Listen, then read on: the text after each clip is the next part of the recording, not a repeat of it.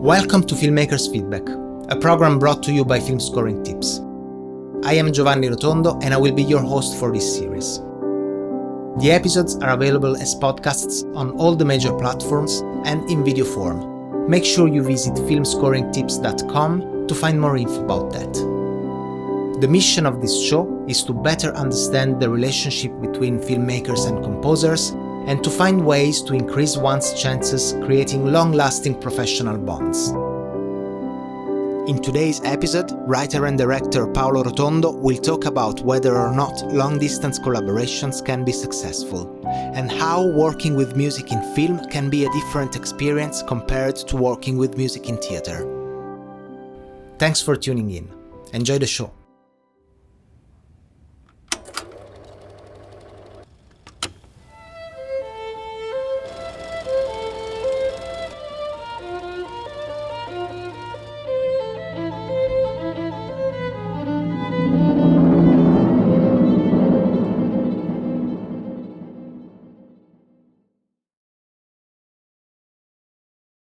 Paolo, thank you so much for being on the show. This is actually the second take we make because I forgot to hit the record button on Skype. But fortunately, it was pretty early on the interview. But thank you so much for being on the show. I'm so happy to have you on board. You are a director that I really respect. I love your style. We did work together before, and in fact, you are right now in New Zealand. I'm in London. You are on a little island called Waiheke, and that's exactly where the film we worked together on was shot. And it's a beautiful place. I've been. Maybe we'll talk a little bit about that trip later. Giovanni, it is my pleasure to talk with you. It's nice to, after having such a successful collaboration together on a film, it's really nice to maybe share some of our experiences. Lovely. And one thing I haven't mentioned is we are not only collaborators, we are also family.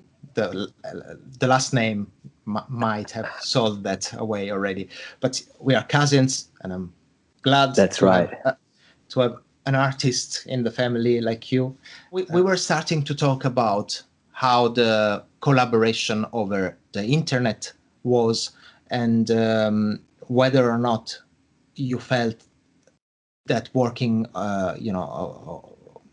with a composer on the other side of the planet, with computers and video calls, etc., whether it was a burden or whether it was okay or whether it had advantages.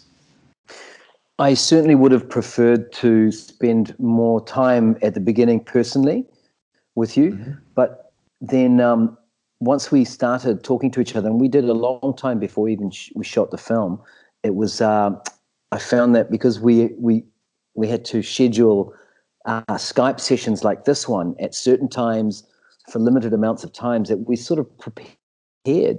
We probably had our notes and our list of questions and and so I think that made the actual work quite clear. I didn't feel like we were ever confused about where we were at in each stage.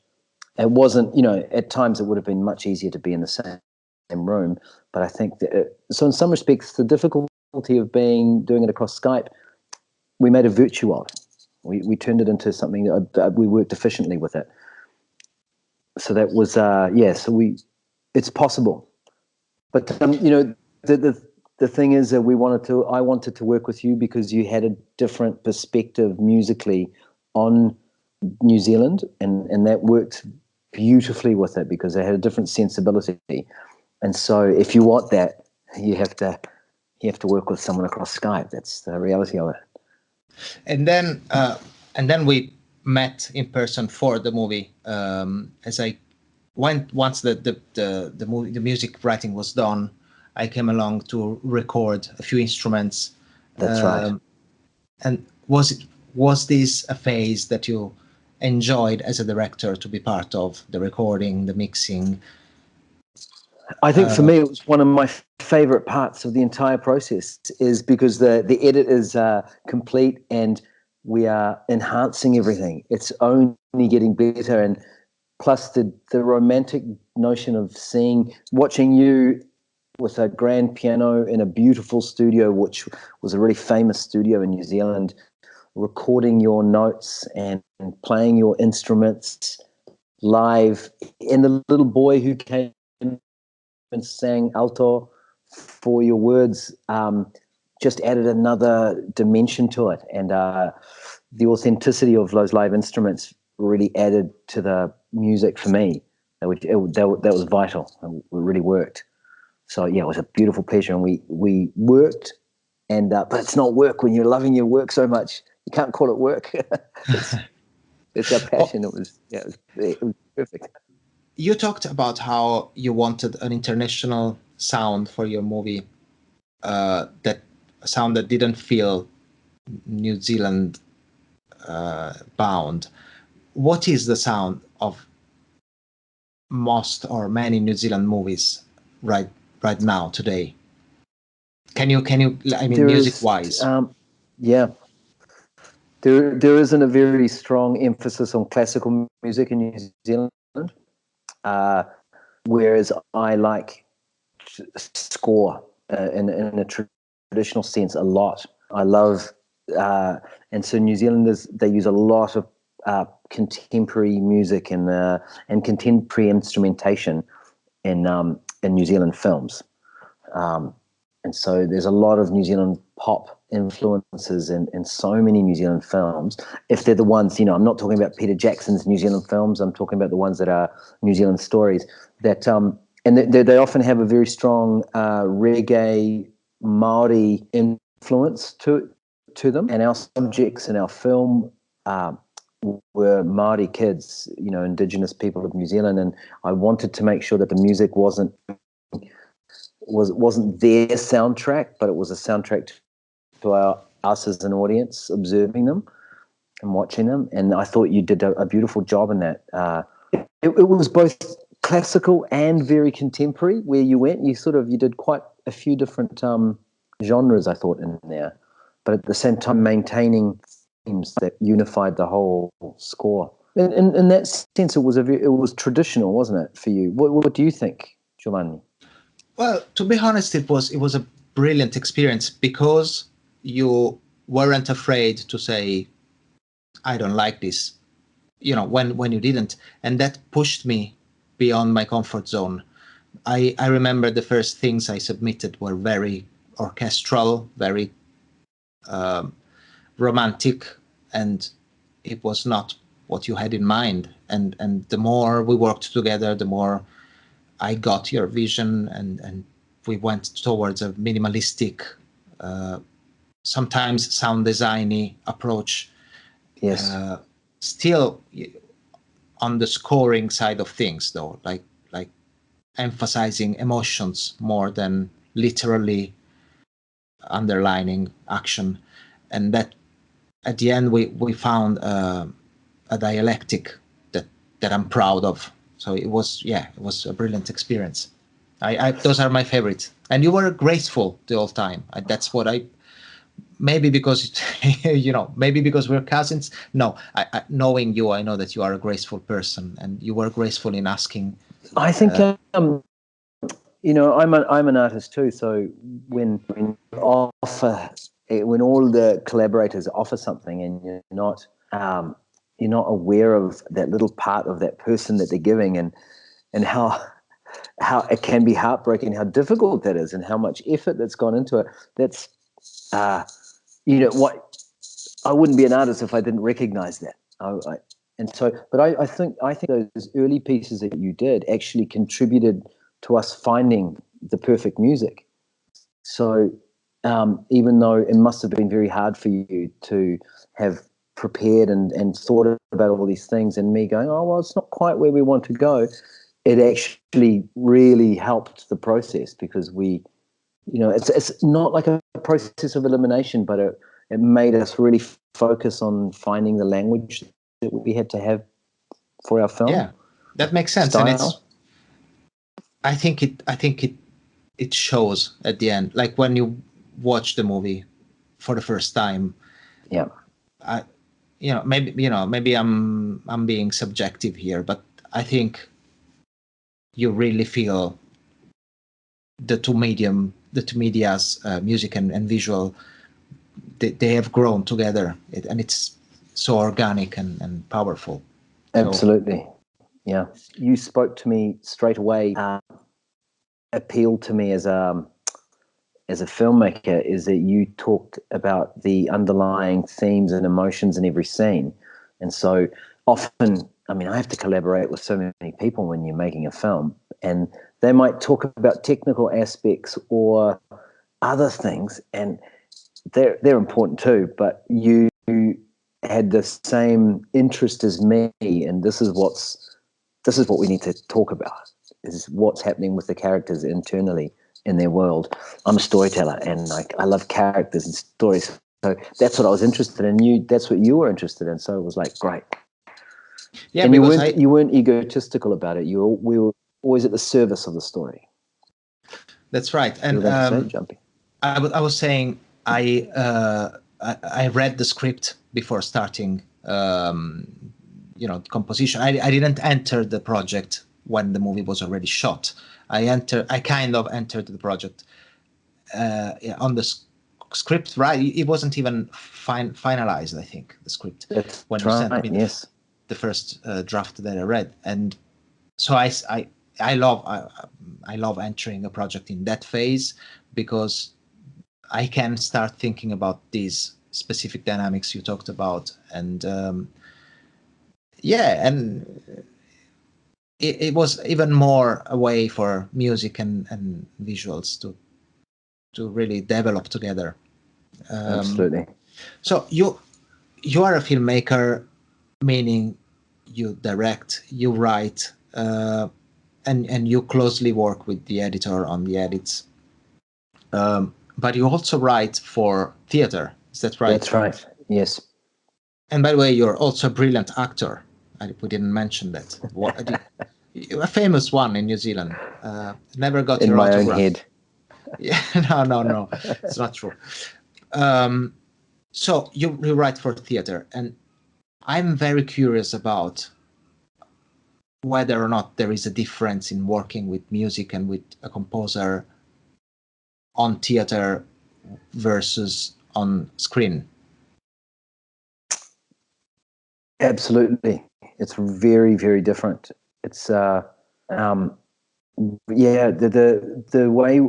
way I've worked with musicians and composers in theatre is they are a member of the troupe early on, and they develop the music in rehearsals and through the development of the show. Mm-hmm. So you're on the floor, and they're trying instruments and things and coming in with a little something every day as you're rehearsing and putting something together. So it's very organic. And so sometimes you don't know where an idea started. Was it the music that inspired that scene to develop that way, or was it the scene that inspired the music? And so they're very intertwined together. And I love live music in theatre, and I don't like recorded music in theatre much at all, even though we use it when we have to, because it's the thing about theatre is that it's live. Mm-hmm. That's the special relationship, and that's the same for a musician and an actor. You can record, but that's right. And you know that they can get a note wrong, and it's in theatre. That's not a bad thing. It's happening there and then, and it will never be the same the next night. And it's a very special. Theatre is very different from film. But I love the fact that in film you get to craft more. Live performance is it's much more visceral and instinctive, I think. Right, that's very fascinating. I'm thinking, I wish there was a way, and maybe there is. We should explore that, to make writing a score for a movie much like what you described. That this day by day process. It would be awesome. Maybe cinema dictates different time frames. Different time frame. So that's maybe the main problem is you don't have the luxury of time to do all the step by step together. Yes. There is one topic I touch with all my guests because I'm very interested in that. Even because, sometimes I think about getting in touch with producers or directors I don't personally know, and I feel a little uncomfortable sending cold emails, or it's very difficult to uh, draw a strategy to get in contact without sounding desperate or aggressive. Or so first question, do you receive many calls, cold emails, approaches of kind from composers? Not many, but I have done, and it happens 2 or 3 times a year with composers. Yeah, I have done, and it's the funny thing is, if you're in a working moment where your projects are going ahead and you're doing something, it can be very interesting, and I can be stimulated by that. Other times, if I'm trying to get my own work off the ground, and I'm in the writing phase, I can barely imagine talking to a composer when I haven't got anything to talk to them about Right. yet. So, but I try to listen to what people give me, and I have been probably polite and rude to people who have come to me, depending on where you're at in the moment. That's very interesting, actually. So first of all, timing is important from what you're saying. That's timing, yes. So yeah.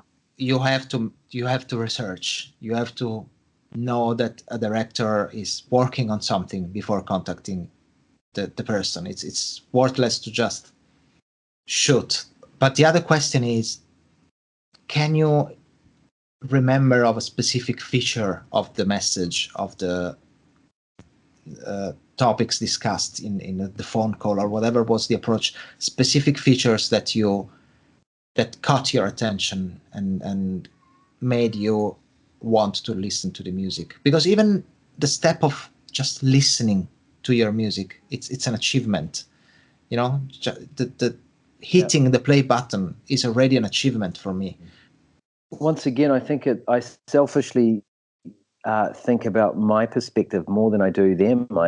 It's most of the time I do it out of respect. I go, I'm going to give, have time, but I've scrolled through it, or pushed skip 10 times and gone, right, I listened to it, I'm done for the day. So I've been that. But other times I've stopped and listened and gone, wow, that's interesting. If somebody said, oh, Paolo, I saw your film, Orphans and Kingdoms, or I enjoyed the play that you wrote, or I've seen this thing, I listen.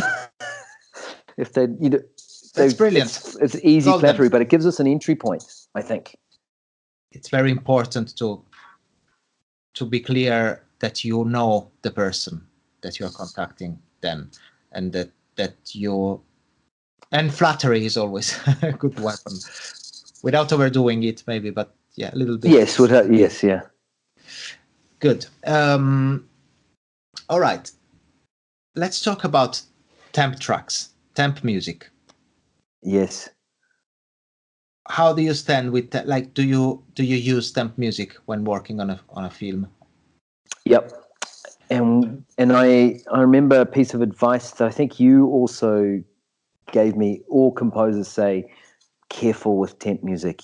You'll fall in love with it, and then when the real music comes, you'll miss the temp music. And I totally understand. I think that's absolutely a golden rule. So we call it temp love. Temp love, yes. Try not to fall in love, because then not just you, but your producer falls in love with it, your editor, and somebody else that you've shown it. And then when it changes, sometimes they just are reacting to change, not necessarily to the music itself. And I understand that. So I sort of have to use temp music because I sort of need to feel it. But I realize it's very, very dangerous. That's why for us it was quite good. You had some music very early on in our process because we had started so early. that we were able to put some pieces on very early in our first cuts. So that was helpful.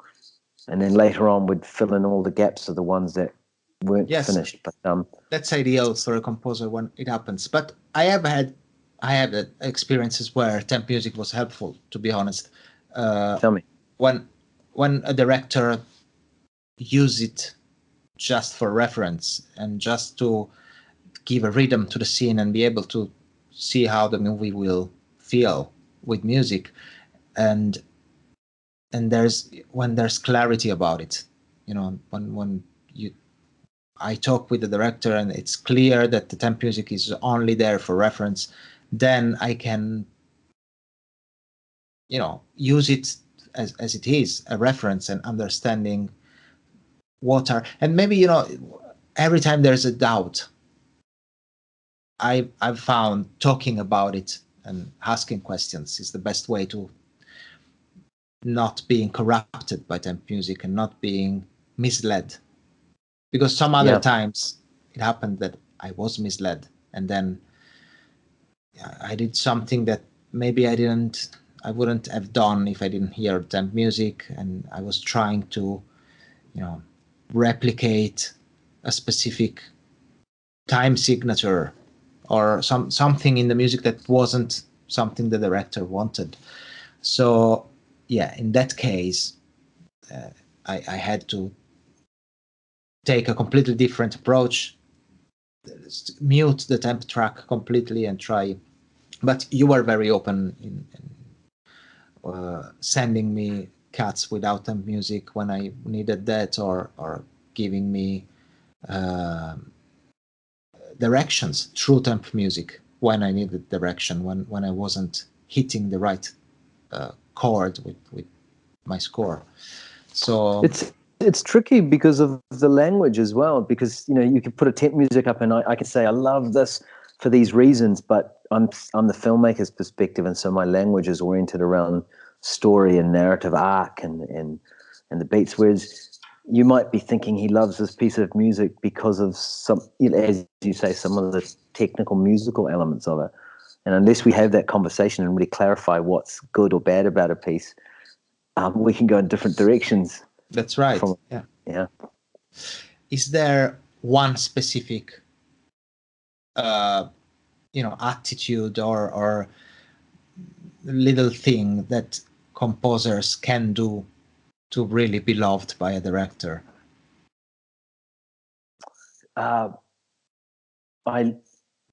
When we first talked about our script, and I'm sharing this with you about you, so that's kind of weird but cool.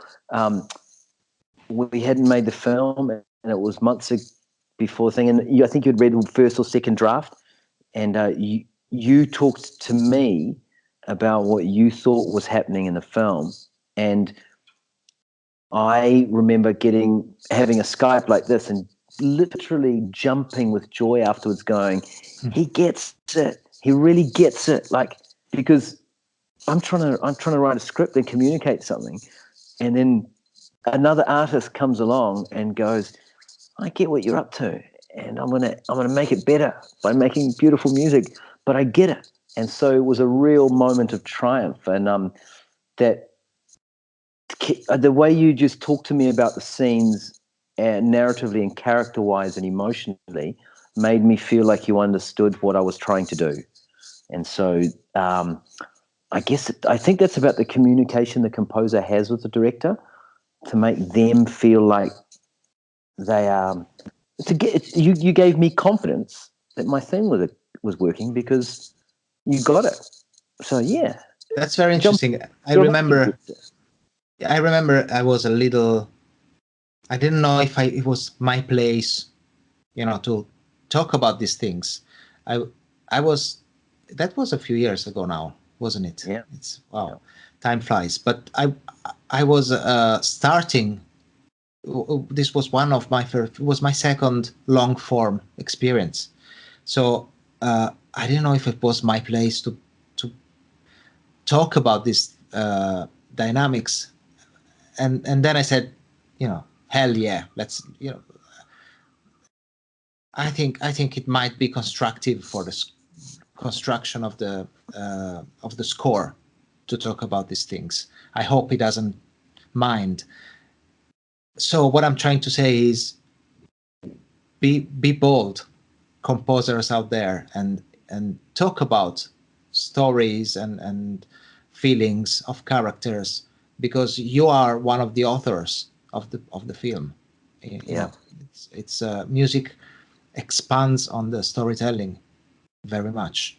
So it's good that you are on the same page with the director on these issues. It makes me think, Giovanni, that the composer has to be a good reader, has to be literate, has to be able to read between the lines of a script, understand subtext, understand the structure. They have to be literate. They have to really read a script and try to understand it. Would you consider a young composer for your next feature film or project, one that hasn't worked on long form yet? I don't know. It depends on the body of music that they've already got that I can hear, and that's interesting. Then what would you look is that you for? playing the music? No. Sorry, I was uploading a one of my trailers for the Italian Film Festival, which has your music on it. Oh, so it finished uploading. And it had finished uploading and it started playing, and I was like, where is Right. that? Ironic that your music was playing. Yeah. It's I hacked your computer. You're in there already. So yeah, it depends on the body of work they've released. That's right. Which brings us to the next question. When you go on a composer's website and you are checking this person out to see if it's she or he is the right person to score your movie or your project, and you go to the playlist section and you hear music, what can you single out the things you go looking for, or the things that make you say, yes, this is the person, just on the basis of the music? I do think it's an emotional connection to something. So you could hear something that's lighthearted and funny, and if it genuinely moves me in that way, or if it's something beautifully melancholic, or something that feels adventurous, if it actually gets that emotion out of, if it incites that emotion in me, then I put style and taste aside and think about the effectiveness of it. Mm-hmm. What are the other sections of a website you would pay attention to? Oh, so a composer's website, and I'm looking through their profile, how they write about themselves. Oh, really? The biography bit. The bio, yeah. And it's funny because we just released started a series on composers' websites on film scoring tips, and one article was about bios, and there are many. I studied many composers' websites to see what are the trends, how many words are the average, how many paragraphs. Do you like a long, extensive biography, or would you rather have a short? It seems to me that a young composer who doesn't have many credits tries to show that they have got lots of experience, because that's what they lack. And a more experienced composer can talk in their bio less about the jobs they've done, but more about their intent and what they're after and what they believe. And so it also shows the confidence of a person, how they write about themselves. I love this. Sometimes they want to prove themselves, so I've done this and this and this and that. And other times you can look at their filmography, but in the bio, I want to find out a little bit about the person. Did they say something that makes me laugh, or is interesting, or fascinating, or do they sound like a beautiful human being you want to work with? So No, this is so useful. I'm gonna go ahead and edit the article and add what you just said. It's, I think, and reference you, of course. I think it's wow, this is so important. And to be honest, I hadn't thought about it. I'm gonna even edit my biography now. It's your fault. I had so many things to do already. um, all right. Last question before we start talking about our scene that the script that we sent yes. to the audience. And the last question is about showreels. Do you like to watch a composer's showreel to get a sense of what she or he does? Yes, yeah. A showreel works for me as a way of seeing how their music integrates with pictures. Absolutely. Maximum length that keep your attention high. Oh, yes. They're getting shorter all the time now, aren't they? Our attention span. Yes. So I 2 minutes is the max, I think. Okay. Yeah. Do you like it to have a ton of different of scenes of different projects in, or would you rather have a couple or 3 or 4 good ones? It's the same. I think it's a very similar thing to directors' showreels, is that we want to put everything we've done in, but in actual fact, sometimes it shows more confidence when we have less but well thought out. So if you do 2 minutes, you might only have 4 or 5 of your projects in there rather than 15 things Right. all put together. So less is often more, Mm-hmm. because it will fit more elegantly together as well, I think.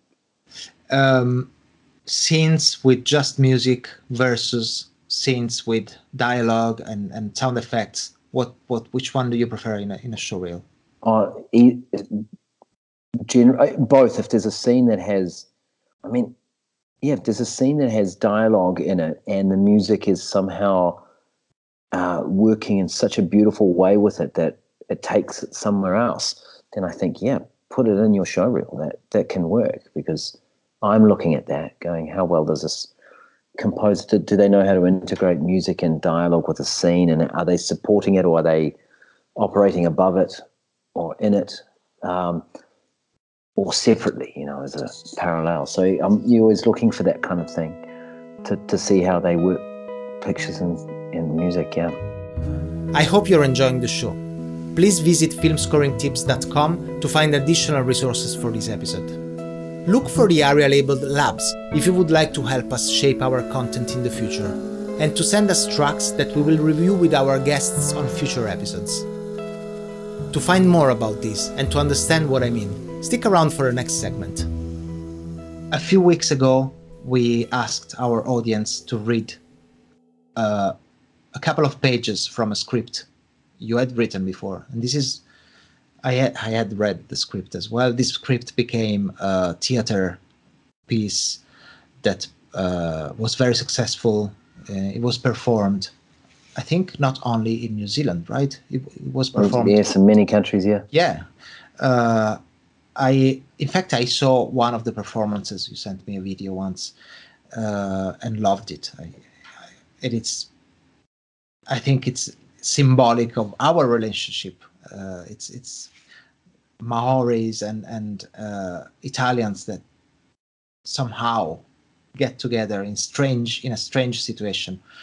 But anyways, let's have the words talk for themselves. And would you mind reading?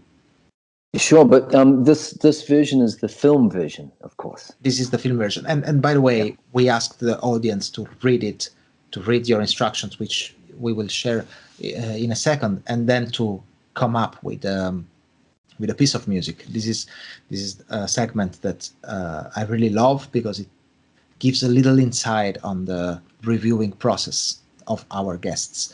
So if you wouldn't mind reading the script and then the instructions, and then we'll hear what the audience came up with. I'll read it like a table read at a script read-through. Okay. Brilliant. It's called Maunga Casino. Interior farm, Cassino, Italy, 1944, dawn. The dim half-light of dawn seeps through cracks in an ancient stable door. A proud rooster prances in the dust at the threshold. A noise suddenly startles the rooster. He crows nervously, flaps his wings, and scampers into the safety of the shadows. Two enormous army boots come to a halt at the stable doors.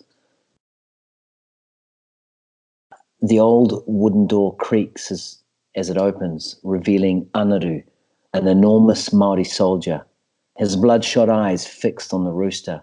His uniform is bloodstained and filthy from battle. He carries a rifle slung over his back, the 28th Māori Battalion emblem on his right shoulder. Anaru carefully props his rifle up against the stable door. The rooster clucks, betraying his hiding place. Unaware to Anaru, in one of the stalls, a stack of hay shifts. Salvatore, a disheveled civilian, is also watching the rooster. He raises his eyes to the heavens, crossing himself with gratitude. Both men unaware of each other as their eyes follow the rooster's movements. Anaru lunges for the rooster. The bird easily avoids capture, scampering away, and Anaru lands hard in the dirt. Clucking mockingly, the rooster bolts out of the stable door. Terrified, Salvatore glares at the large intruder, and before Anaru can raise his exhausted body from the ground, Salvatore seizes the opportunity.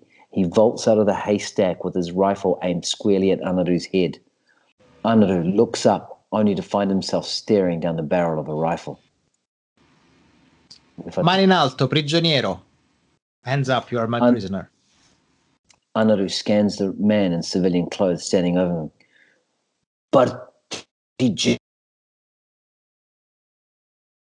Partigiano, you a partisan? Salvatore shakes his head. No, non sono un partigiano. No, I'm not a partisan. Fascist! Salvatore spits into the dirt. No, non sono un fascista. Ero fascista, ma adesso no. I'm not a fascist. I was a fascist, but not now. Confused, Anaru shakes his head. Che te ha te a que? Whose side are you on? Che cosa? What? Heaha! What? Frustrated, Salvatore. Non ho capito. I don't understand. Kaore au moiho. I don't understand. Che cosa? What? Che te ha taha que hai ana?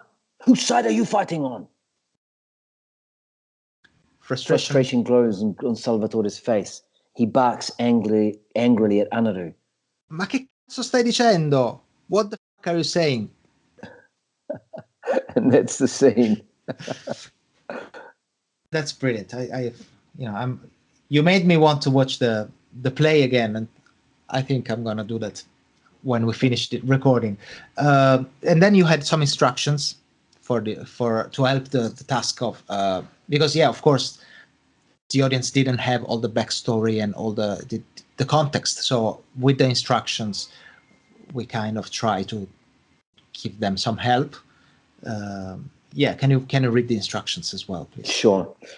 The tone of the entire film is set in this simple scene. The balance between true suspense with jeopardy and an ironic comedic absurdity can be established here by the music. The scene and its action will be played with all the seriousness, sense of danger, and peril as an action film, yet it should be the music that hints at the comic absurdity of the situation. The rooster, the enormous Māori warrior, and the Italian deserter could each have a sense of their own theme. The period of the film is 1944, obviously a World War II film. However, the traditional music tropes of this period are not appealing to me. I'm looking for something that approaches the grandioseness of a spaghetti western, where humor, absurdity, and violence are intermingled. Please try and break up the scene into different sections to create up suspense and build toward the attack. We can imagine this as the very first scene of a film where the film's main theme music begins to play immediately after the initial scene ends. Duration, maximum 2 minutes. All right. So we received a few submissions, and I always promise the audience that this is on a first come, first serve basis. So we're gonna play, and I like to play a couple, so we're gonna play two of them. The first one is from Julia Lima, and thanks, Julia, for supporting and being a listener and a supporter of the show. This is the second time Julia ends up in the first submissions. So we're gonna, if you have the file ready, we're gonna, listen to it together and then talk about it.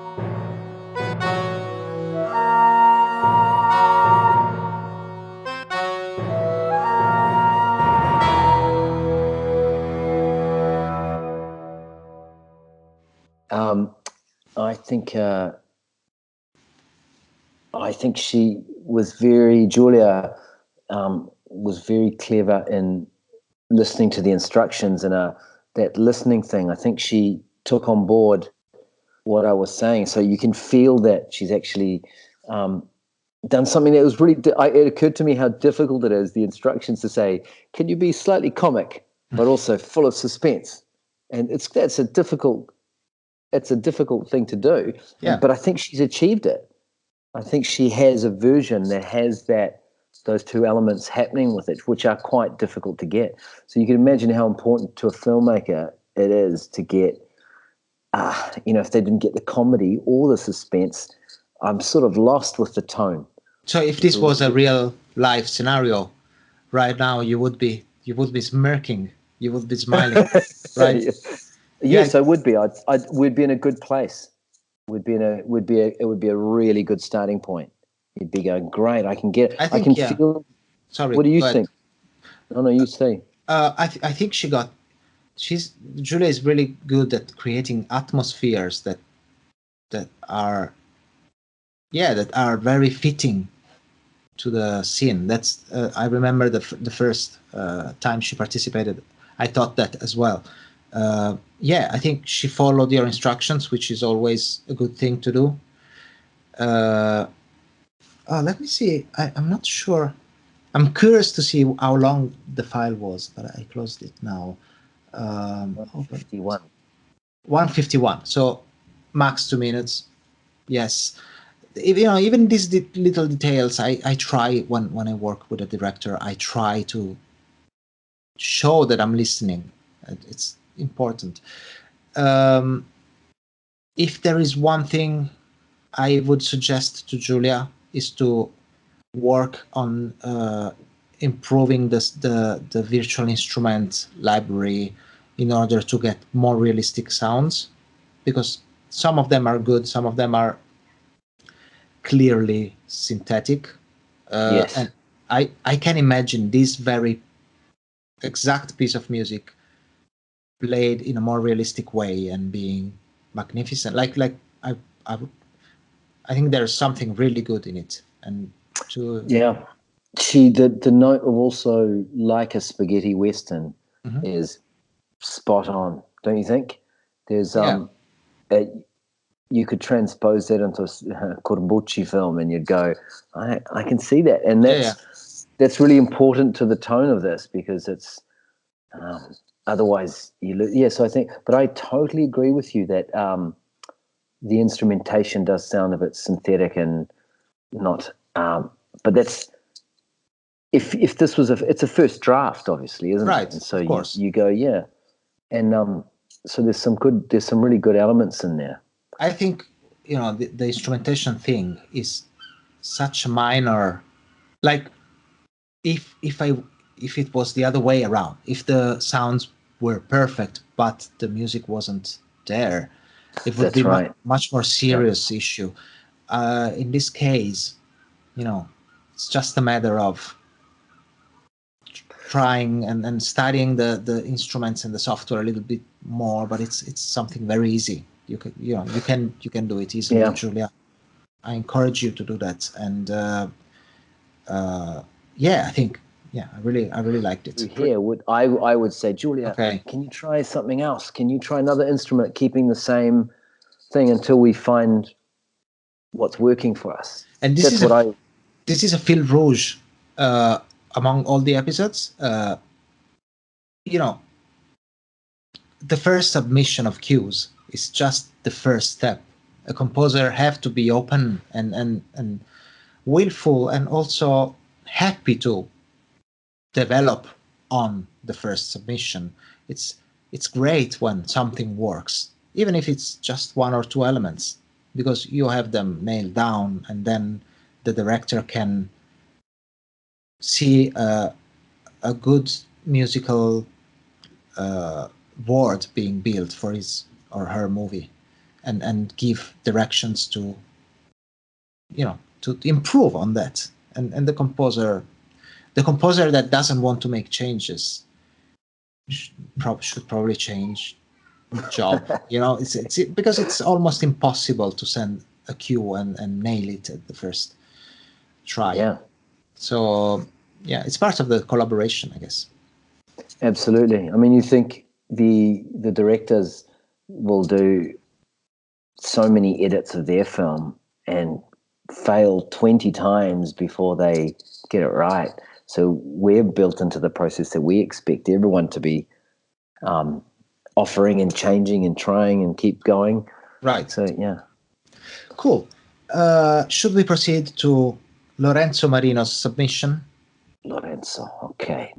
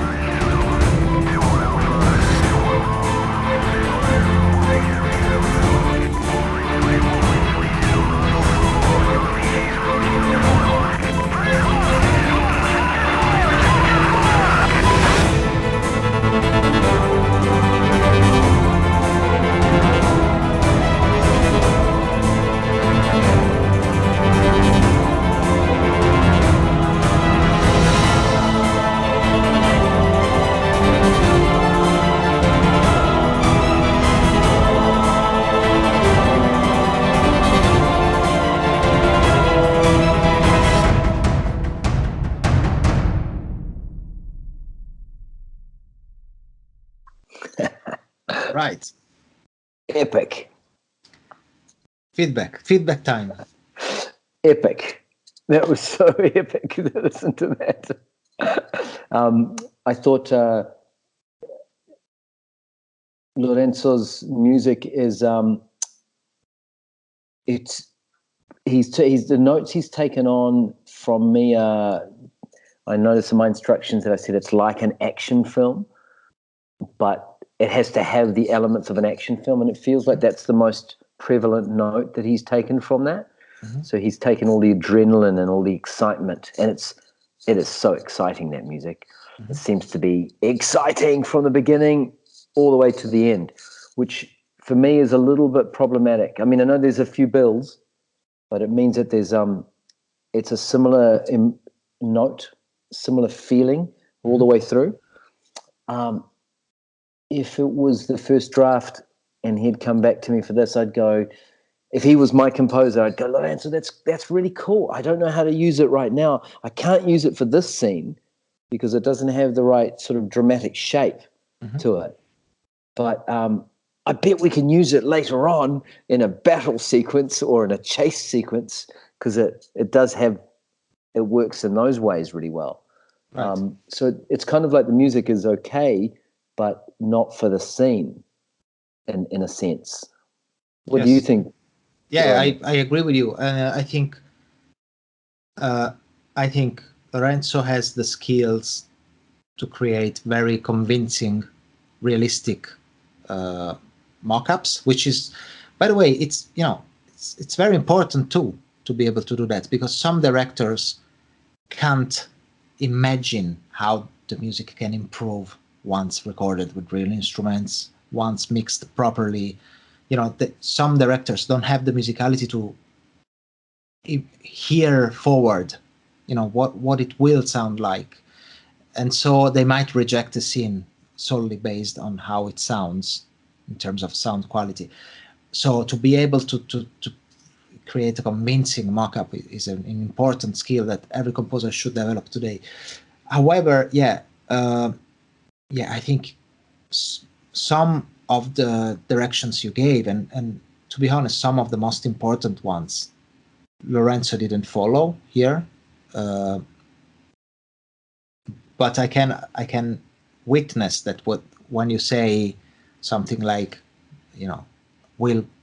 I like the music, we might use it later, you're not telling a lie. This is something that happened with us as well, where I said something that wasn't working for a particular scene, and then we used it on another section.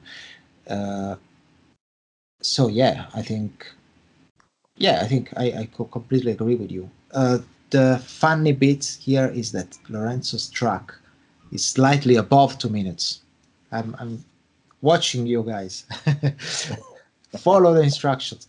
No, I mean, it's fine. It's just a detail, but I don't know. Maybe I'm wrong, but I really think one should show the director, we are listening. We are there to make your lives easier and to make your project better, and we listen to you. So, but overall, very, very good. And also not only his sound quality, but also the writing skills are very good. I really liked the choir in the background. Yeah. The textures were beautiful. So well done. And thanks, guys, for submitting music for this episode. I was going to say, I could see me making, I sometimes work and get music composed for television commercials when I direct those. I could so imagine taking that piece of music and putting it, making a television commercial about sport, and putting that track on it and going, look at this. This is, look how heroic and how exciting that is. I'll propose to you this: keep that track on your computer, and should the right project arise, this music that your audience submit to us has not been published by other publishers yet, meaning it is available. So if you find the right place, then I'll be happy to put you in contact with Lorenzo, and cool. Who knows? Something might be some good collaboration might be born. So yeah, thanks a lot for submitting music. Please stay tuned for the following announcements. For the following episodes, we will have more exciting filmmakers sending and publishing, posting scripts to score and to review during the next episodes.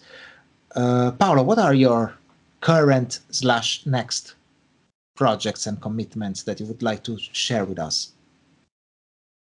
I'm working on not that project, but another war era project set in New Zealand, a comedy with opera music in it about a choir in a prisoner of war camp. And another project that I'm working on is a early European settlers meeting Māori in New Zealand. So about 200 years ago, when it was a predominantly wild world. And so that's those two are projects that I'm trying to get. One is for feature film and one is for long form TV series. I'm trying to get them off the ground at the moment. Yeah. And then you're also managing the Cinema Italiano Festival all around New Zealand. That's right. We take 20 Italian films around New Zealand to 16 towns and show New Zealanders, show this country an entirely different tradition of filmmaking. And I love how you are proud of your Italian origins, and that, I respect that very much. All right. So before we part ways, is there one final piece of advice you would like to share with the audience of composers or filmmakers out there around music? I think my general feeling to composers but it's something to all artists is to not be discouraged in your passion early on when you have, like Lorenzo might have gone, that didn't work for this, but he's obviously got talent. And you want to go, just keep going. You fail 1,000 times before you strike gold. But it's the passion that keeps driving you that's important. So keep going, keep working, I love that. These are beautiful words, and I couldn't agree more with you. Paolo, thank you so much for being a guest of my show. I'm humbled and it's always my pleasure with you, Giovanni. And I hope to see you very soon. Come this side of the world soon. We will be soon. All right. Ciao, Giovanni. Thank you so much. That's our show for today. Amazing guests are joining me on the next episodes. One way to be updated on the podcast's programming is to like and follow our Facebook page. Type facebook.com/filmscoringtips on your browser to find it. Now go create something special. I'll see you soon.